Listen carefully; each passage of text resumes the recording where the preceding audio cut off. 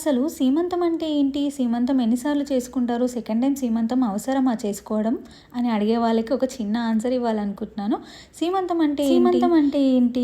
తన కడుపులో ఉన్న బిడ్డ తన కూతురు హెల్తీగా ఉండాలని పుట్టినింటి వాళ్ళు చేసే ఒక చిన్న ఈవెంట్. తన కూతురు కోసము పుట్టినింటి వాళ్ళు సారే తీసుకొస్తారు, ఫ్రూట్స్, స్వీట్స్ అన్ని హెల్తీ ఐటమ్స్ తీసుకొస్తారు. అండ్ ఈ సీమంతం చేయడానికి బ్యాంగిల్స్ అనేవి యూజ్ చేస్తారు. అండ్ సీమంతం వెనుక చాలా సైంటిఫిక్ రీజన్స్ చేసుకోవడానికి ఫస్ట్ సీమంతం ఏంటి, సెకండ్ సీమంతం ఏంటి? ఫస్ట్ అయితే 9 months మోస్తున్నాం కదా బేబీని, సెకండ్ 9 months మోయట్లేదా? ఫస్ట్ పుట్టిన బేబీయా, సెకండ్ అయితే కాదా?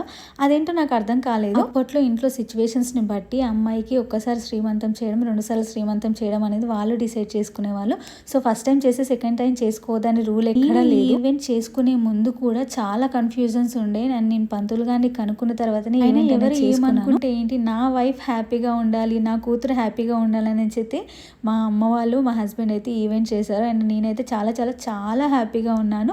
అండ్ నేను నా బేబీ హెల్తీగా ఉండాలని అయితే ఈవెంట్ కూడా మంత్లో చేసుకుందాం అనుకున్నాను. అప్పుడు సెట్ అవ్వలేదు. 9th monthలో చేసుకుందాం అంటే ఎప్పుడు డెలివరీ అయ్యేది తెలియదు, ఎలా ఉండేది తెలియదు.